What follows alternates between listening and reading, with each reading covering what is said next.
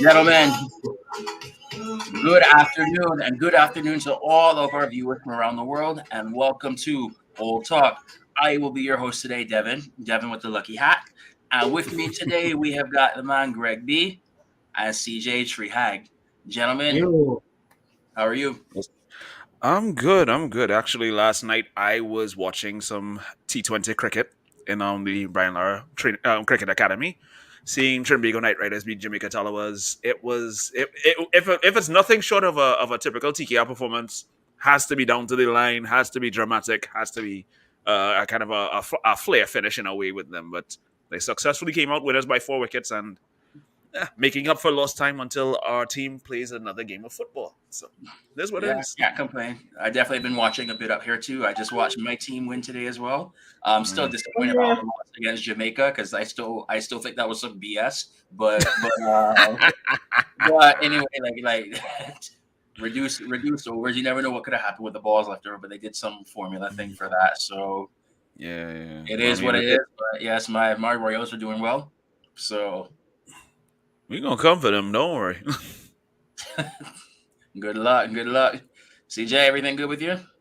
good. Can't complain. Had a good weekend. Had a good Saturday. Um, I saw the game. From coming back. Um, I thought we was going to Arsenal it and that it was going to look good until we drop it or bottle it. But nah, we did the work, man. Hmm. Everybody pulled together. Although TKR don't really know how to manage low scoring games for some reason. I don't know why. At one point, they were like they had lost 2 wickets and not a run on the board. Yeah, that. And so just to fill in any viewers who are not familiar with what we are talking about right now, we have got the CPL, Caribbean Premier League. So we have a cricket T20 tournament going on right now. So pretty much it's if you ever heard of the IPL before, it's the Caribbean version of it. Only Yes. we like to party real hard. So Yep. while we do The it. Yeah. line. I The mean, line So is just as yes, big you, as you, cricket. you you get you get a combination of some people who are actually watching to enjoy the game. Everybody else is probably just drunk in the stands. Usually, when I've been and in the past, I oh, may or may not have been the latter. trust me, Um, trust and believe. There were a few people that were the latter last night. My goodness, Hey, I don't want to even get into that. Good afternoon to Mr. Martin Phillip, as always. Yes, the hat will always stay on. So still undefeated in the league since we've been wearing it. So as you alluded to as well, good afternoon as well to Kurt. So Hey, good, Hey, good. What's good. going on, bro? enough talk about CPL T20 and how good the Barbados Royals are doing. Let's get into our main topic today now. Of So course. question for everybody right now. Just we're a couple games into the season now. Ten Hag's had a little bit of a run with the team. Started off real shaky, but now we're starting to put some good performances together. So just a quick question overall. So what would you all think so far? Who are the assets and liabilities of the team so far? So it can be an open dialogue for today, and however you want to start it off now, I am all ears for it. I mean, it's Um. one of. Good, CJ. Well, honestly, the assets has to be the defense of Malasia, Varane, and Lissandra in the back.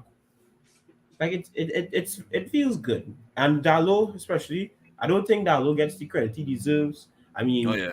everybody wants to say that we need new reinforcements, but nobody really gives the guys who come in who put in the shift. I mean, Dalo has put in a shift that we can all be happy for him. He seems very motivated. He seems really up for it. But the defensive backline has been the biggest benefit to this team for the season. I can't even complain.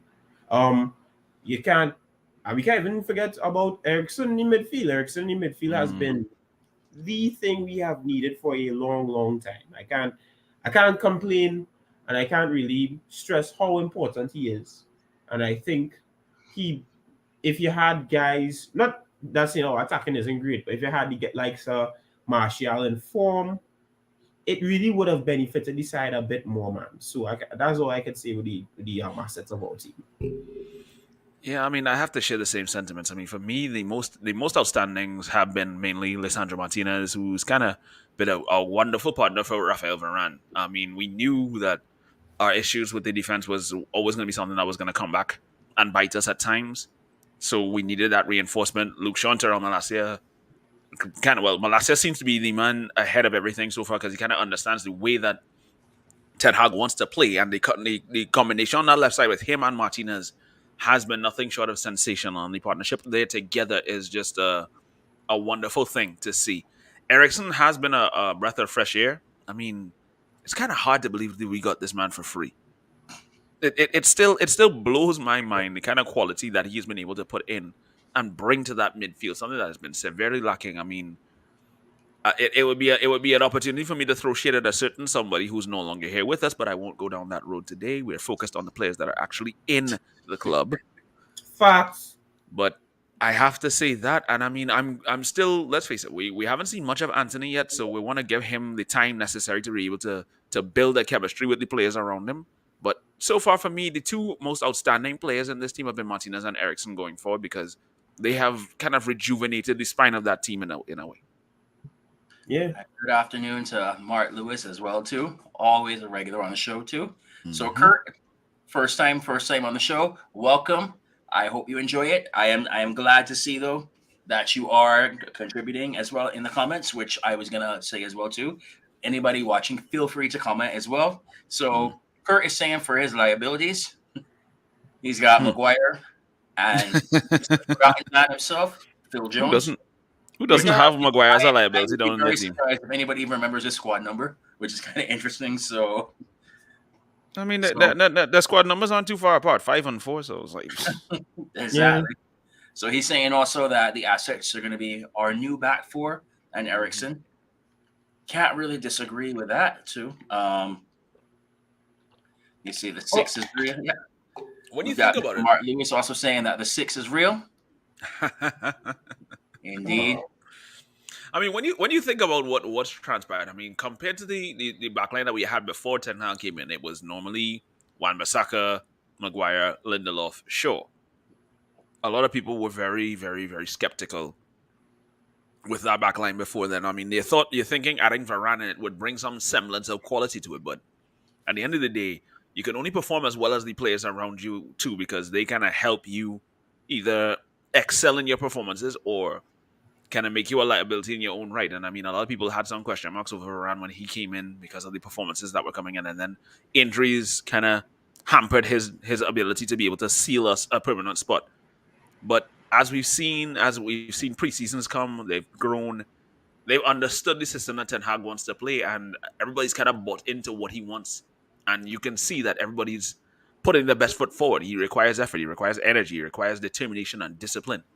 So certain qualities that some of these players have been severely lacking, and long may it continue. So it's interesting now because pretty much everybody's saying a consensus. What I do believe that the assets are right now. I Mm. think Rashford is flying a little bit under the radar in terms of an asset that Ten Hag Oh is yeah. instilling something in him. Sancho is starting to look like the signing that we got. Just saying. Also, I had to plug this in there. He's got more goals right now than a certain signing that another team in red bought, and I was all hyped up about. But and he's The Uruguayan Lukaku. right and now. didn't Right he now, have the he's same taking. goals as Saliba? About that. Yeah, he has the very same goals.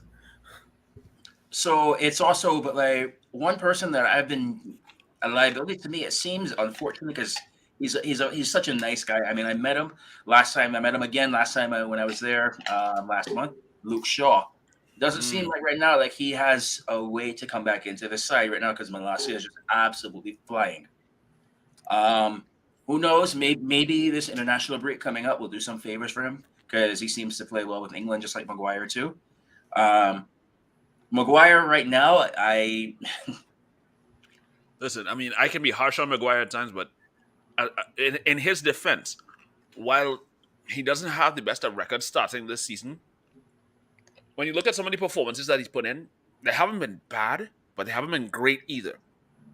Because when It's you just look lit. at some of those things, I mean, some of the goals that we conceded during that little rough period, you can't necessarily put all the blame on him for some of those goals too. Let's be very, if we're being very honest, but it tells me that it's a clear indication that De Gea knows who he's comfortable with playing in front of him, and unfortunately, Harry ain't it. Yeah, definitely agree. Thinking now for Wan-Bissaka. Wan-Bissaka was somebody where it just seems like he cares more about tackling than anything else. Like on Yeah, the yes, it was great when he first came in. Like his tackles were great. I was really excited for it. But the more and more he started watching, teams started realizing, okay, he plays out of position, makes up for it with tackles. So play quick around him, get speedsters on there. But if you one bad tackle, he's out of position. You have the advantage. And you thought that, okay, after that season, he would start to improve upon it. And it seems like he has not.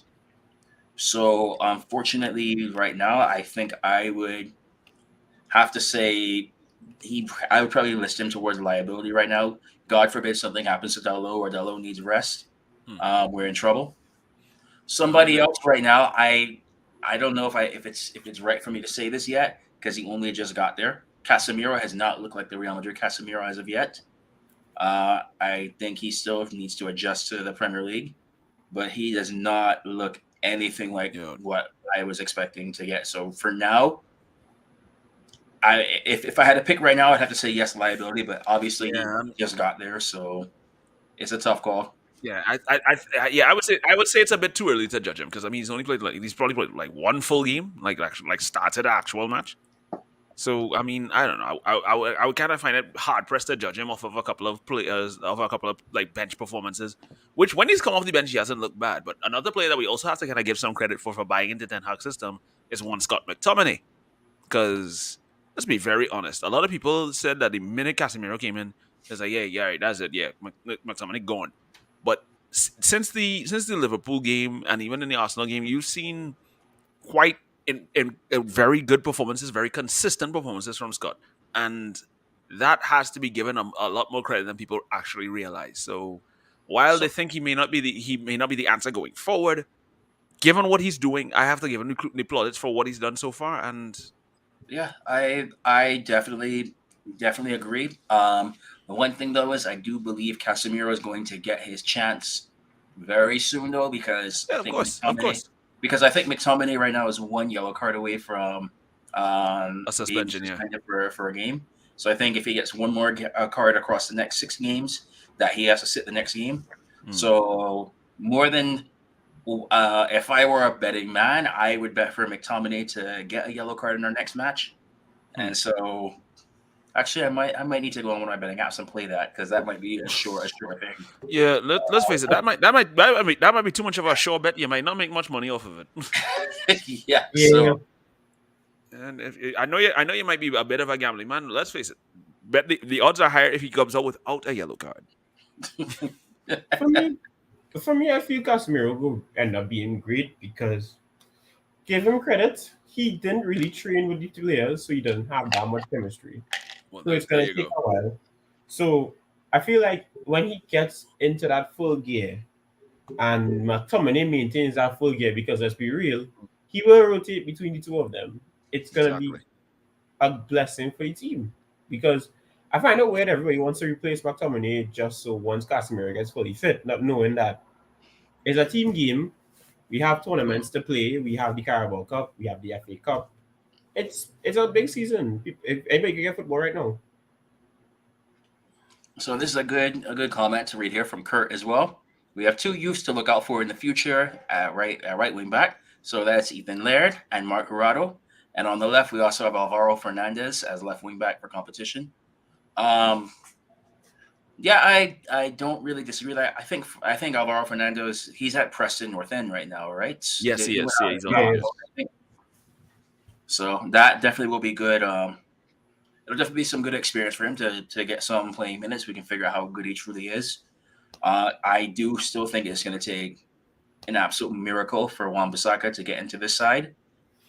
He needs to improve on a lot of things right now because Yeah, it's basically like to me I it's hate writing players off. Dev, sorry to cut you off. I hate writing players off, but I don't know. Just given the way things and the way that Ten Hag likes his fullbacks to play, I really do not see how Wan-Bissaka fits into this whole system. Like I said, I hate to say it.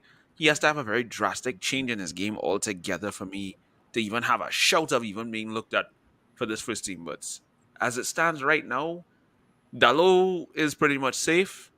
I just hope he doesn't get complacent. Let's see, with the lack of competition. I mean, the only other competition he probably has is like Brandon Williams right now. But as it stands, Wan Bissaka has, like you said, multiple improvements that are needed before he can really be considered. A, you know what, Ten Hag will say, all right, maybe I could probably give you a chance in some games because I don't even know if he thinks that it might be even worth the risk. I mean, they are looking to move him on, so right now it's a matter of understanding what he does. If what games would he be able to be used in if he chooses to use them at all? And so I have two other players right now who, right now, this could be a bit of a debate where it's between jury's out or liability, and that's Anthony Martial and Ronaldo himself. Hmm. So, and the reason why I bring up Anthony Martial is part of being part of a side is you have to be available for the matches. When it was preseason and there was nothing, like no pressure, then yeah, he was playing well. All of a sudden, like I don't know if it's just unlucky or what, but like it's just like you're not available. And then to make matters worse, when you should be focused on recovery, that interview comes out where you're just basically like throwing all the other managers under the bus, just bringing unnecessary drama to what's needed right now. Um, and we just have not seen how what he can truly do with this side yet. But I know we're all waiting. We saw something great in preseason, but obviously now he's still going to need time to get back up to speed. And Lord knows we need him like as soon as possible because our our next run of games between now and the World Cup is going to be, yeah, we're playing. I think we're playing twice a week now, every Yeah. single week between now and the World Cup, and then we also now have two games to make up after the World Cup. So he's gonna need to step up big. As of now, I would have to say probably liability. Um, what say you guys? Anybody in the comments as well too about that? I don't know. I mean, for me, like you said, given that he hasn't been really available as much, but like I said, if availability is a bit of a factor when it comes to players being able to make an impact and to be considered important in a team. So the fact that Martial hasn't been really available like we would like, it kind of hinders his chances of doing anything. I mean, even if he told himself that he wanted to see if he could get a chance to crack into that France team, he's not doing himself any favors with his current situation. So I want to say that it's too much, but I mean this has become a pattern with Anthony Martial as of late. So I kind of have to agree with you on this one. It's kind of leaning towards liability. It's kind of sad too because in the Liverpool game, he assisted Rashford and enjoying himself. Well, hey, good start, and then he gets injured. It's a real anticlimactic. Yeah, boy. Like it, really. Yeah, I the next one after Martial is has to be Ronaldo too. Ronaldo, like it's weird because like when we have our front three going forward, which of course now is going to be Sancho, Anthony, and Rashford. It's like it's pretty much just like speed, just straight at speed demons going across. Yeah, Ronaldo does not play that way. He wants to always be a step in behind, and unfortunately, when he does run, he does end up usually a step behind the defenders, which is weird for me to say because the man is probably the fittest person on the planet. But unfortunately, it seems that father time is catching up with him. Um, he is It's not. It took a penalty for him to get off the board for this season. To be fair, the one header that was flagged out for offsides, he did take it well, but I know we saw way too many times where it's just you're trying to run him in. He's trying to do things he could do in the past, and his body is just catching up with him, and it just is so much of a draw when he comes in because it slows down the play from what we were trying to do. I cannot believe I'm going to say this about him right now, especially with his shirt hanging up behind me right now, which also plug could be given away to somebody at the end of the season.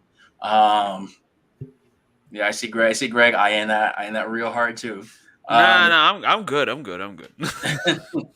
but as of now, unless something changes, like I have to give him liability for now. at least he has something Ronaldo Messi do have a goal in the Europa League. Bruh. Code levels, bro.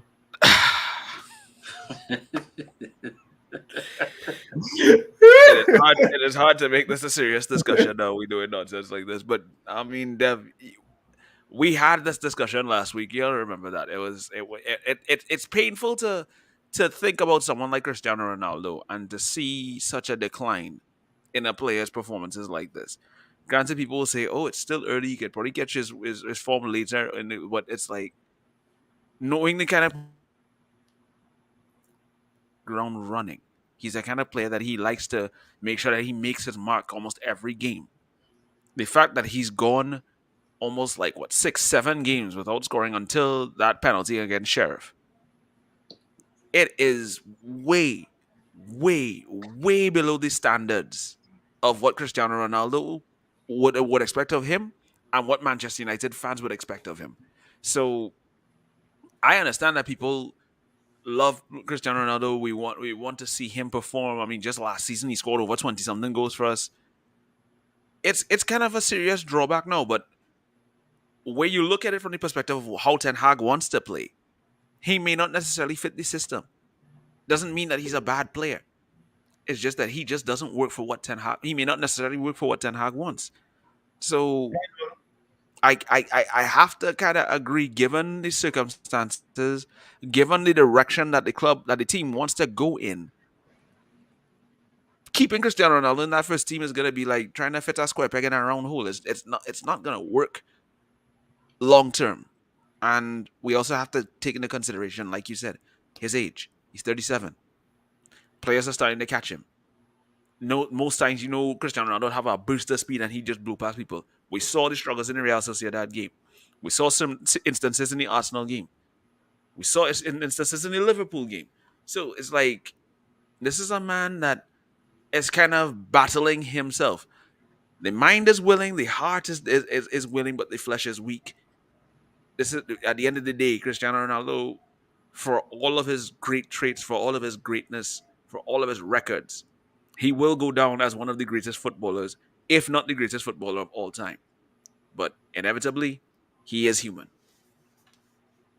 Yeah, I don't understand too. I think he's also trying too hard and not understand that he has to adapt as well. Mm, Because I don't like to compare Cristiano Ronaldo to Messi because I always say two very different players, two very different styles. It's gonna be different. But if you watch Messi game, when people who watch Messi, they'll say, but Messi is still consistent though. It's not that mm, Messi is still consistent. He's not consistent in the same way. Messi is not going to take on people like where he once was when he was younger. Messi's not going to do the things he used to do.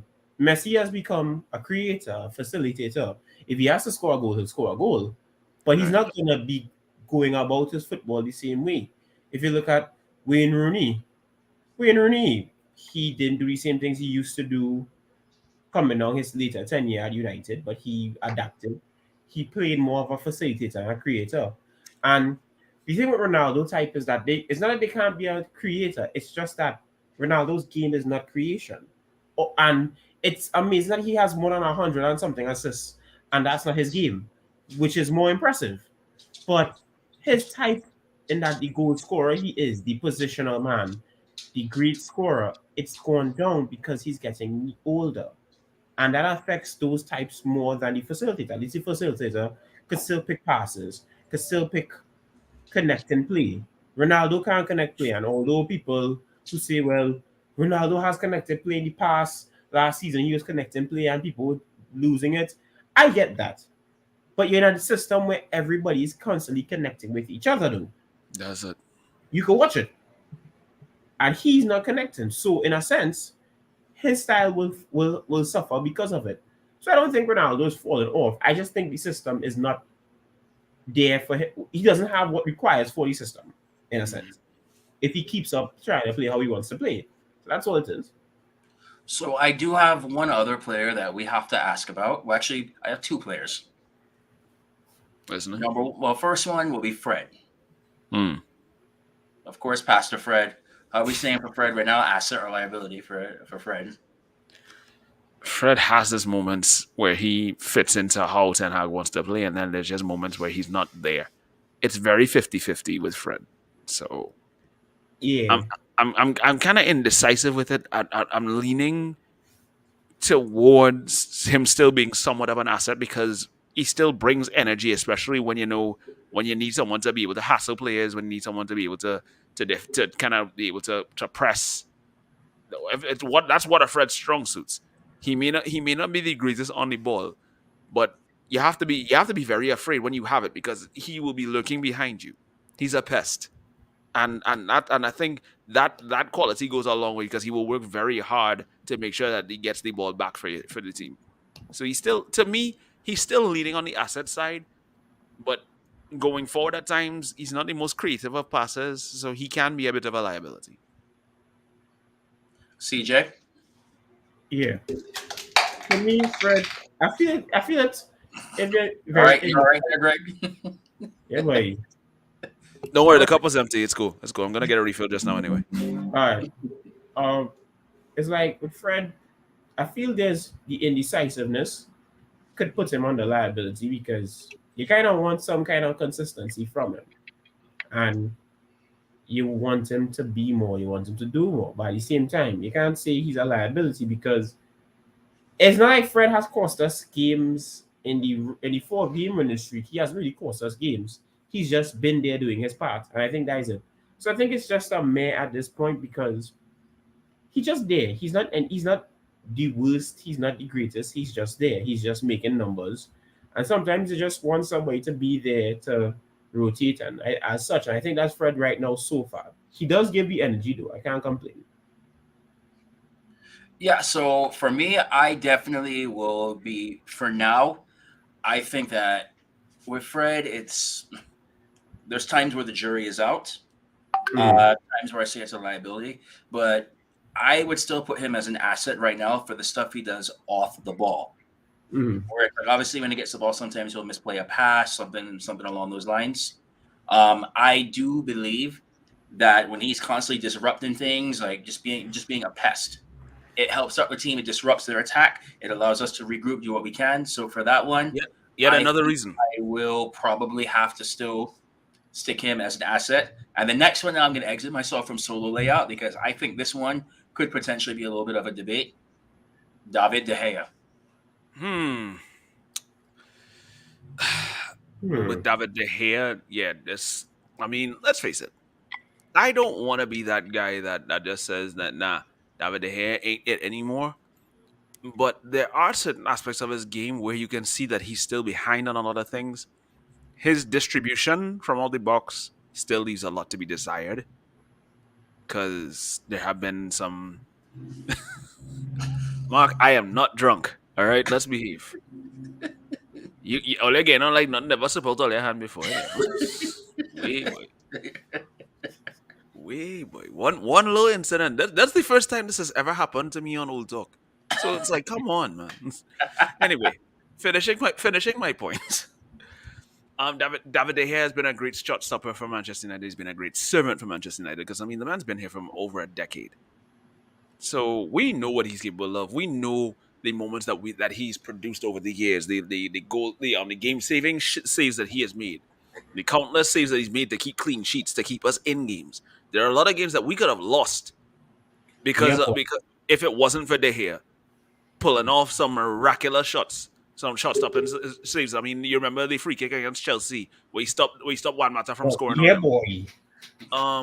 There were games. There was a game against Sunderland. I think we were like a goal down, and there was a ball that was nearly about to cross the line. He tipped it behind. The 18 saves against Arsenal at the Emirates, where we won that game 3-1. I mean, Is that Spurs? I can't remember. no, it was Arsenal because It I was remember I think there was a double save from Alexis Sanchez and Mesut Ozil that he had made as well too during that game. So trust me, I have seen so many great moments from David De Gea. I cannot be mad if the man decides to call time on his career and say that's the end of it. But at the same time, we also have to understand that football moves on, and football is an ever evolving and ever changing sport. So the positions and the requirement of certain positions will always change. There will be always a new dynamic incorporated. Case in point, you look at the likes of Edison, you look at the likes of Allison, you look at the likes of David Sanchez, you look Robert Sanchez, mind you, and David Raya, other goalkeepers who were there as well too. Their ball distribution, as regards like playing out to the back, their control with the ball at their feet, is it shows that De Gea leaves a lot more to be desired when it comes to those little different aspects. But shot stopping, the man is still one of the greatest to ever do it. So he still has his great points, but at the same time, you're seeing a lot more of what can be considered flaws in his game. So it's a hard one to call.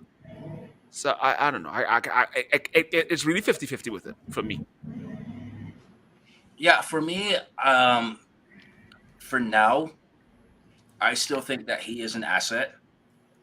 But going forward, I do believe teams are going to start taking advantage of the same things that we were talking about, the distribution.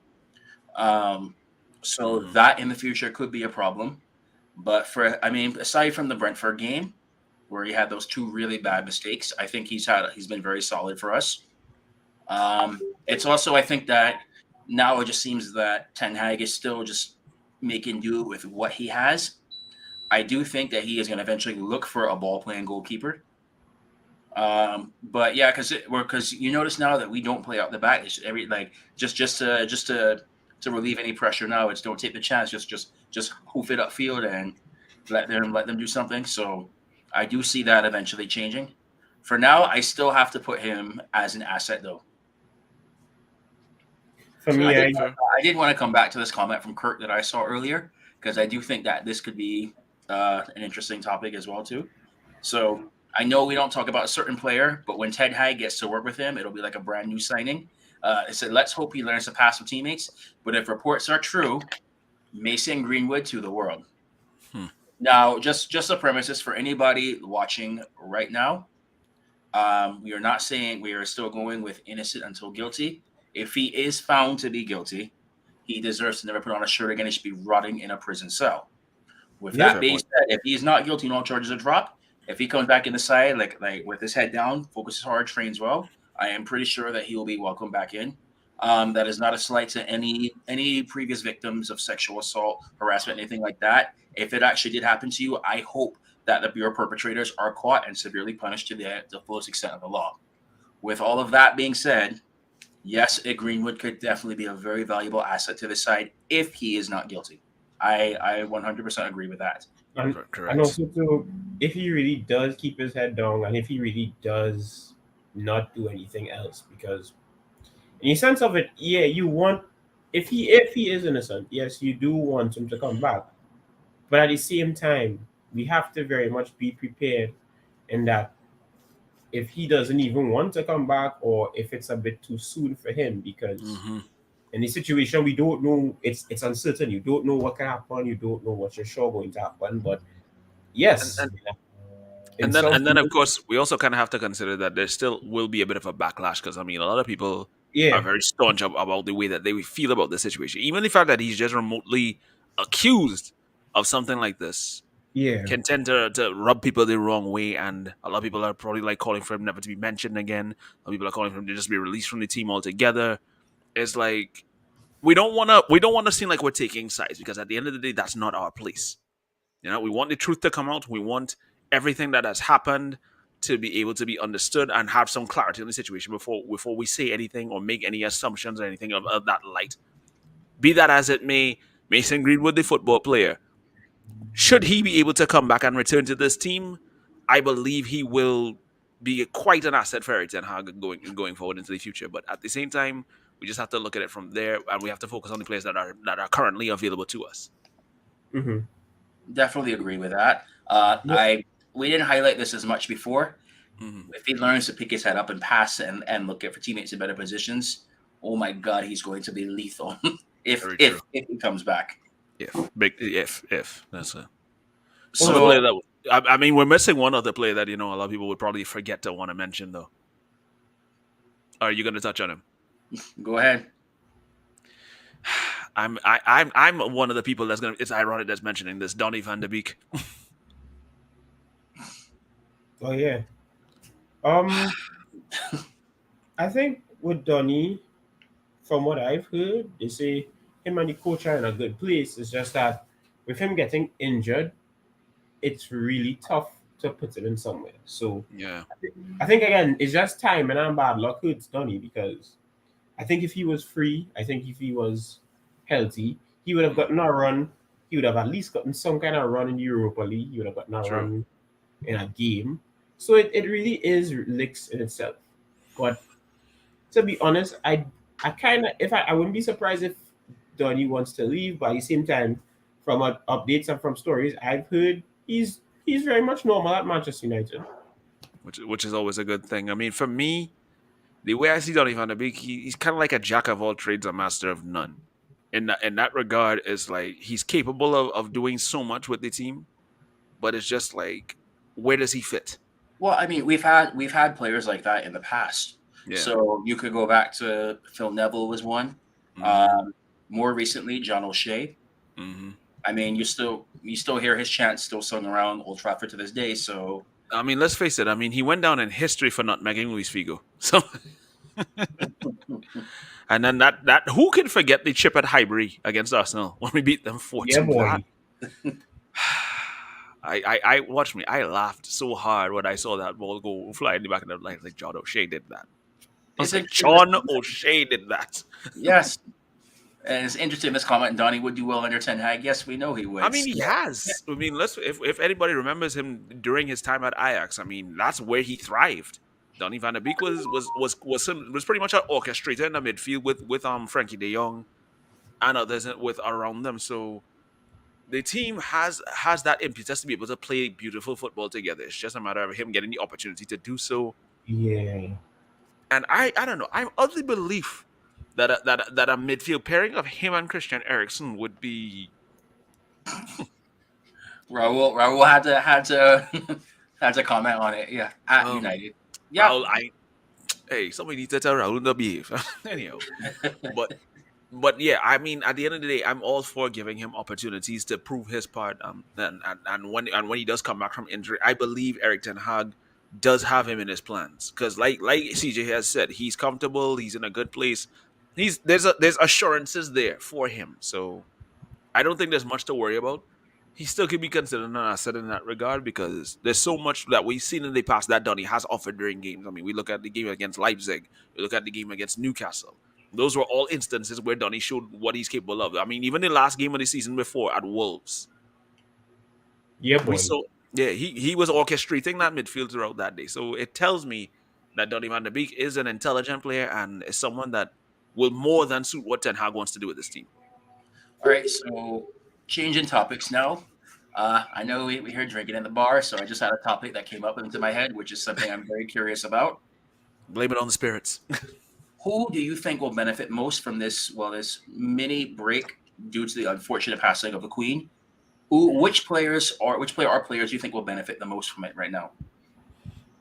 I think the defense because they've had Yeah. the most work to do. So their Yeah. recovery time is going to be something that's going to be very important for us because we need them at their fittest, we need them at their best cuz like we said our next game is no small task. So I think they'll be the biggest beneficiaries from this break. So I was actually going to say Jadon Sancho. Really? Hmm. Oh, yeah. Actually, yeah. That makes sense. That actually makes. So you think about it from this way, he was running around a lot. He's starting to get back in form. He's looking good. He's about to go up against his old side. He's already scored against them before. Mm-hmm. We know all the focus is going to be on, well, without getting too much into that game, it's going to be on two players from City. We all know which two players those are already. Um, Erling Haaland, and De Bruyne. So, of however, course. I think Sancho could fly a little bit under the radar and cause a little bit of havoc. I still think Martinez is going to pocket Holland. Um, Oh, it'll be real good for that one. But I think that with Sancho now, he's so put this in perspective as well too. Remember, like he had a little bit of time to recover, rest, get a little bit more training under the system, and it's True. kind of like almost like a 2 week break he's getting. I mean, you had the Europa League game in there as well, but That's also true. also remember now he is not called up for England as well too. Which will give him more of a point to prove in that regard. So yep. I see Raul brought up Rashford in here as well. I would have said Rashford, but I just don't know if he's even training right now with his injury or whatnot, or if he's going to be ready to go for that game. But we all know Sancho is going to be ready. The one that I was going to say could be like another person potentially could be Anthony. Mm. Yeah. a little bit Anthony more. brings an X factor because it's like, yes, people know about him from what he can do in the Champions League, but in the Premier League, he's still an unproven talent to that regard. And there's so much bundles of skill that he can, once unleashed properly, defenses are not prepared to handle somebody like that. Honestly, Mr. Martin Phillip is saying Rashford and Sancho will benefit the most. Wear that hat, Devin. My team will need it. Yes, yes, we all know that it's coming down to the hat. So it's already included on here. So we've got Kurt saying Rashford and Martial should benefit. So too Ericsson. God forbid if it's ticker stop, we have no conductor again. However, Savage and Iqbal are eager to learn. yeah, Um, we rebuke that comment in the name of Jesus. Yep. not for the Yeah. not for the next game. Those bottom two are not going to be ready. Yeah. Martial, I don't know when he's coming back because if I remember correctly, it's a problem with his Achilles. If I Yeah. remember Yes, correctly. Achilles. And That is yeah, half and the that takes a injury. while. Yes, That's like half the Ericsson. season. I could agree with the Ericsson comment though Mhm. because Ericsson has been running around a lot like crazy, and you would think for somebody who obviously with his issues he had at the Euros, Yep. to come back to the way he's been a conductor and running his ass off, and Yeah, so boy. he has been such an unsung hero to this team, such a blessing in disguise. A revelation, if you want to call it that. I mean, because nobody expected.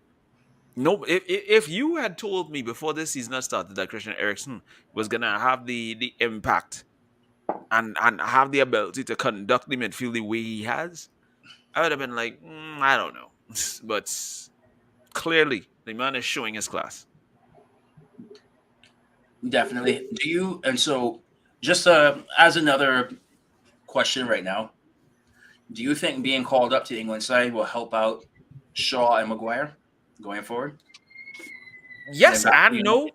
Yes and no. Yes, in the sense that, of course, yes, it'll be a morale boost because it shows that they have a semblance of trust in some regard, but no, in the sense of it could be a bit of a false dawn for them because if you're doing you may be doing well with England, but when it comes to your club, if your performances aren't improving, what are we supposed to think? Yeah, because And Gareth Southgate has a knack for making some very questionable decisions. yeah, but So yeah, go ahead, CJ. the thing is like we've seen him play good at Euros, but he's not good at United. That's Hmm. been a recurrent thing. Like at some point, what it is, because yeah, they'll get time, but even if they get time and they get some form with England, does it ever really translate to United? Like, And that's the underlying question that have a lot of people worried because you would figure if you're hitting that kind of form for your national team, yeah, why can't it be translated back into the to your club form? Because you should be able to want to set that as a standard for what you want to perform as consistently. Why is that's it that it has to have this drastic dip when you come back to play with a club that you're playing with regularly? But the instances where you get called up for your international for your country, all of a sudden it's like, yeah, you go into God mode. You decide you mhm. want to show out. Yeah, Come on, man. It's like it's a poor reflection because it kind of masks a lot of things, and then the way that England play as well too, the setup is somewhat different to what United are playing. So there's certain levels of protection that Maguire can be afforded compared exactly. to what he plays within United. Because remember, he plays with a back three with England. There's a back two with United. So the rules and the responsibilities are much more because he's in the forefront of a lot of stuff. Hmm. But yeah, and just going back to my first question, I think Sancho will be the one that benefits the most.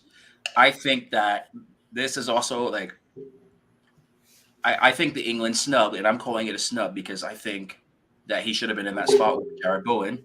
But Just imagine I think I he gets dropped, but the likes of Jack Grealish, Jared Bowen, all these guys who have barely scored. I mean, Sancho has more goals than most of these guys, and he's the so one that gets snubbed. so what I'm gonna go with this now is if he's a player that I think he is, he's basically gonna pull a Heung-Min Son where say, oh, you don't want to select me now, you want to drop me. Watch what happens now going forward. where Yeah, credit to boy. Son coming off and scoring a hat trick in 13 minutes the Yeah, other day, yeah. which Make them I regret have it. to say like that, and then the memes going on the Michael Jordan, and I took that personally. Like, yeah, that was a perfect example of it. Like, yeah, I even as a United fan, I have to say, yeah, that was like that's the mentality. Like, I'd be showing that to any player now. Like, okay, when you get dropped, this is what I want to see from response for you. Get angry about it, Facts. show me, force your way back into that Facts. starting side, come back in. Facts. So give credit to that. That's the same mentality that I'm expecting from Jadon Sancho between now and the World Cup. I mean, he has a month to show himself, so it's like at least you know you're proving your worth when it comes to these situations. If not, see if you could get somebody to break somebody leg in training. But That might actually be a I'm good. not wishing it on him. That might actually be a good bet for the next game. Sancho to score and McTominay to get booked. Wow. Wow. Yeah, we just basically just banking on so much things to happen. It's Yeah, like boy. it's disturbing. I might have to look into playing that actually just like throw a low money in it just because just to see. I feel, It's good. but I do feel like Sancho is motivated because if you watch his performances, he rarely putting in the hours, he putting in the work. He isn't really he isn't really doing anything outside of football, like posting up anything on social media that you'll consider him being distracted, but he's really just there playing his football. I Yeah, mean, his most recent post was when he actually celebrated the goal that he scored against Sheriff. He pulled out the shit pad from the person that Yeah, gave it to him as a yeah. gift. So Jacob is actually I know him. So Oh, I know okay. really? I know him and his dad John. So it was actually Oh, pretty cool. nice. He's done that for a couple players. Like if you look at his Instagram, like he's constantly meeting players and they're constantly getting boots, getting stuff signed, or whatever. And so what he's been doing lately is he's been getting custom shin pads to give to them as a way of saying thank you. And Ah, so the premise to that was he asked Sancho to wear it in a game. Sancho said yes. So then he scored. He took him out and showed it. Yeah, Jacob. Jacob has been over the moon about it. United even sent him a little care package like the other. I think it was yesterday Wow. as well too. Well So yeah, done. And I think and I so think definitely have to give credit for that. yeah, I man. think Yeah, as yeah. fans, we don't know it, but I feel like as fans, we don't know how the support really goes a long way because Exactly. for all we know, Jadon Sancho has been having a good run of form. Then he sees this from the fan base and that, hey, we care about you. Mm-hmm. It adds an extra vigor, it adds an extra run, it adds an Mhm. extra pep in your step because these guys aren't just playing for them now, they're playing for the fans. If you watch it closely. So for me, I feel with the England slump, with the fans showing him the love he deserves, Sancho is going to take this and run with it. I'm convinced he's going to run with it. People fail to realize the importance of being a supporter. I mean, and not just Yeah, boy. being able to be supportive when things are going good, but also being there for the club and being there for the players when things are going bad too. Because it's easier to be able to celebrate when it's the good times, but when it's the bad times, when you know people are probably at their lowest, knowing that you have somebody in your corner, knowing that people are looking out for you and wanting you to be able to do better, that Mhm. can be such a great motivational factor for any player. So for Jaden, I think even he knows that last season he didn't perform to the standards that he wanted to. He's finally getting back into his groove. He's that I mean, you're seeing consistent goals from him. I mean, against Liverpool, against Leicester, against Sheriff Thursday. It's showing that there's a player that's finding his footing, finding his confidence, finding his rhythm, finding his place within the team itself. Because it shows that people have not given up on him. People believe in him. That little moment where you're showing that someone gave you a gift and you're showing your appreciation for that, it shows him that I think that gave him that extra motivation because now you're knowing that the players are in you, the fans that are in your corner, they believe in you, they believe what you're capable of doing. And I think it would be so much better for a lot of us to continue to do that. Yeah, Yeah, because definitely could see this comment. Chance of appreciation make you dig deep. Yeah. Definitely agree. I've experienced that as a collegiate athlete. Hmm. So it does, yeah. Like when you're not wanting to go and you don't want to put it anymore, you hear them chanting and you know all those eyes are on you. You can't let them down, and you also have no excuses if you screw up because You have way too many witnesses to say otherwise. So True. yeah, True. definitely agree. So I do have another question before we shut it down. I got a couple more minutes left. Mm. Which positions right now in the January transfer window would you be prioritizing right now? Let's see. Hmm. Right back for me. Right back would be a player that a position I think we need work on. Striker's another one because given Ronaldo's well current lack of form and Martial's inability to be unavailability, I should say. I think those are the two areas I think that need to be prioritized the most. Because I think everywhere else we seem to have a good bit of depth in some regards, but those two particular spots, because Dalot needs competition. For as much as I like how he's performing now, the last thing we need for him is to get complacent, and then Injured. we, yeah, Injured. that too, and we also have to look at the fact that we should not be depending on Cristiano Ronaldo to be our main striker, especially at his age. We should be looking at someone younger to be able to lead the line and someone who can be similar, like a proper poacher, a proper a fox in the box kind of goal scorer, someone who can sniff an opportunity. For me, I find Cody Gapco could be some in January, you know. Some people saying Cody Gakpo, some people saying Ivan Tony. I don't know. It's Because if you think about it, everyone says, nah, I feel Cody Gapco is a summer signing. Not really, because there's a tradition in where, there's a trend, sorry, in where people leave after the World Cup. They get new clubs after the World Cup. The World Cup is auditions for most of these players. If Cody Gapco, and people will be like, but you go spend real money on a January transfer. Our last January transfer was Igalo and Bruno Fernandez. Like, it's not that bad. hmm Like, instead of waiting summer to do something while the season go on, get him while everything his form is there. Get him there. Him and Eric could have some relaying ground, and he gets there. He could push on his legs. and then after the fact, we also have to be mindful that other teams will be looking at him too, especially if he has a good World Exactly. Cup. Especially if he has a good World Cup, so many players are going to be looking at him. So many teams are going to be looking at him and saying, "Hey, this is a guy that will help improve our front line." So it's up to Manchester United to lay the groundwork now and to make the right decisions going forward as regards like with the striking options. Because, like I said, Ronaldo's not the best person to have at his age. Anthony Martial's inavailability is going to be crippling us at times. Rashford is not a nine, so we need somebody that can ideally be in that position. So I actually would love to see a move for Ivan Tony. I think he's at the right age for a striker. Right now, he's 26. hmm So you're gonna pretty much see that you're gonna get him right as he's getting into his peak. This England call up is gonna do wonders for him. Never mind the result today against Arsenal. I still think that he is going to he's proven himself to me. He has shown enough over the last 2 seasons in the Premier League. Yeah, it could be a good buy, especially when you think potentially you could have Sancho and Anthony feeding him balls as well. Straight speed going across, and you could throw in Rashford in there as well, somewhere too. And then coming off the bench now, you could throw in Anthony. I mean, sorry, Alanga as well coming too. Getting confused with all the Antonys now in the side. Yeah, we got like three Anthony's now. Exactly. I mean, that's another player that we also kind of had to be mindful of too, because I think we missed out on him. Anthony Elanga is another player that I believe that he's learning. So I don't want to write him off entirely and consider him a liability. Yes, that miss against Liverpool, that was his moment, I believe, to really kind of cement himself with the fans. But he'll have other moments, I still believe. So I still think he's a Definitely. player that needs time. But going back to Ivan Tony, I mean, I get what you're saying because this is someone who is able to play similar styles where it's like he can be a link player and he can be the finisher.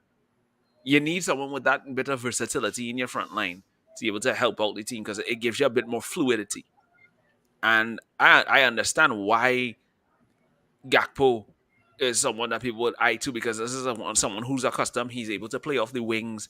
He's also able to play as a center forward. And then the training he's getting from Ruud van Nistelrooy, I don't think you can get much better training than that because that was quite frankly one of the deadliest strikers in the Premier League. That's my favorite Dutch striker.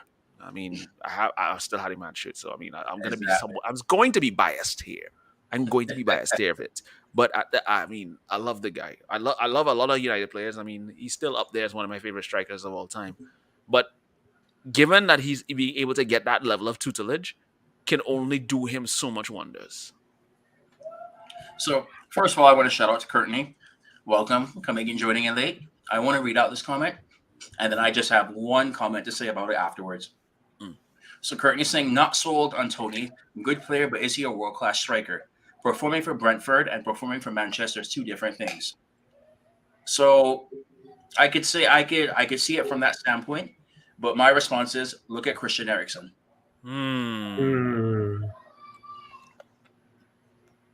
Facts. If you also look at players that have transitioned from Need I say any more besides that?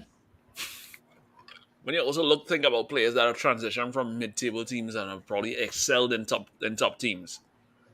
Another player that when he's fit and on his day, Diogo Jota is another player who is a problem when he comes up against most opposition. You can even go back as far if you want to keep it Manchester United related. Look at Dwight York. He was in an Aston Villa team that at one point were considered title contenders, but they gradually started to go down the pecking order and they started to look like a mid-table team. He was still putting away goals against the likes of Newcastle, likes of Liverpool, likes of Arsenal You and know, other players. it's a fun fact about me with that, where if I had started following football a year earlier than I did, I Mm-hmm. would be an Aston Villa fan. Dwight York is the reason I'm a Manchester United fan. So Oh, it's just interesting, like seeing how it kind of all fell into place for that reason. I mean, I no. watched a lot. I watched a lot of football because of Dwight York, how he was in the Premier League. But I became a United fan because I saw Eric Cantona. I'm sorry. I Me. wish, I wish, I wish I could have seen Cantona play live. I wish I could have seen George Best play live. Hmm. I was grateful to see York play. Unfortunately, it was not for United. It's for another team, but Mm. at least I still got to see him, and it was still cool to. Was it Blackburn or was it Sydney? So it was Blackburn. Ah, yeah. For me, it's schools on Rooney. Mm. Yep. I mean, Scholes is always gonna go down one of the greatest midfielders we've ever had. I There's no debating it. I'm sorry. had Sat an nav argument. goals, yeah, definitely. Had an argument with somebody who said with Zlatan, who was better between Zlatan and Rooney, and I said Rooney because he kind of did everything Zlatan was supposed to do at so many other clubs. Like the man literally won a Champions League, dog, and not Come just on. the Champions League. The man goal scoring and versatility. It's just crazy to me, like. People tend to underestimate and underrate Wayne Rooney for some godforsaken reason, but I need people So to be reminded of a couple of things. Wayne Rooney sacrificed his own records of being able to be this prolific goal scorer to be able to facilitate others. People need to understand that because he had partners of the likes of Van Nistelrooy, Ronaldo, Saha, Berbatov, Tevez, Van Persie, Zlatan, Martial. I mean, he never wanted to take the limelight. He had like 2 seasons prior to when he arrived where he was the main striker up front. And he still decided to want to bring other players into it and get to the forefront. And he won with all. Yeah, man needs more respect than he's actually given. you know what the crazy part about that is? Like he did all that, and he's still the all-time goal scorer for England and for Manchester United. Now, of course, I think Kane will pass the England record. Um, but for now, yeah, it still speaks volumes about how Eventually, underrated he is now. yeah. And I And think to people be need. fair, if he Mhm. didn't break his leg in Euros, he would have been different. Things would have been different.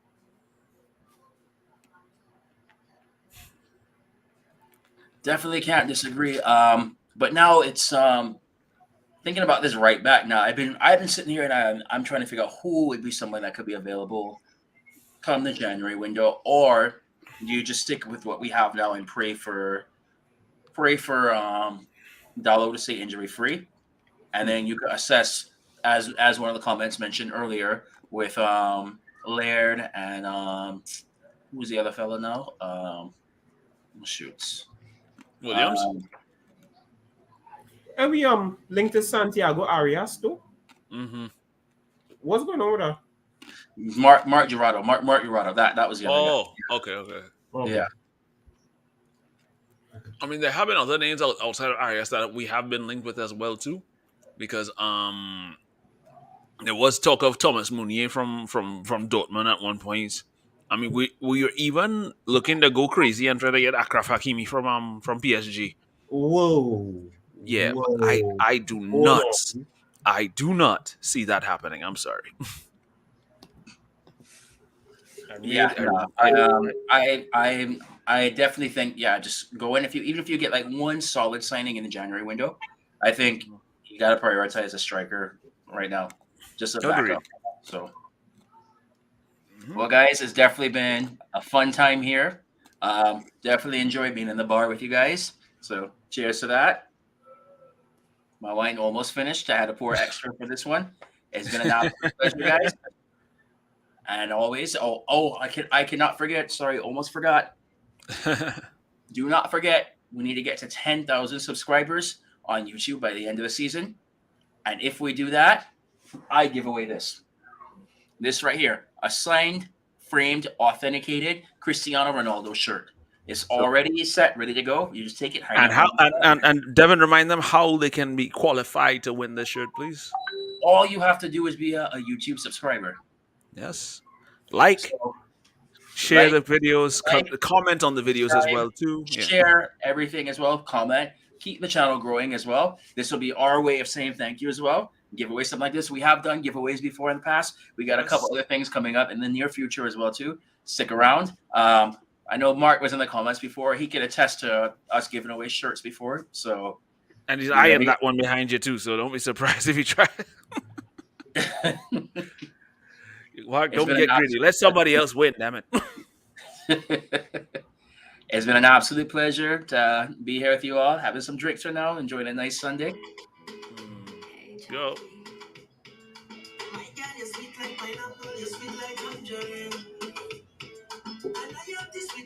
And as President Chad always loves to say, Red Devils, we don't die. We multiply. We're going to keep that red flag flying So high. President Chad's not hosting today. It's me. So what we say, Devin is taking over old talk. we keep the red flag flying high because Man United will never die. That's how we end Facts. the show. All right. Hey, if you appreciate what we're doing here at the United Hour, please like, please subscribe, and let's grow this community.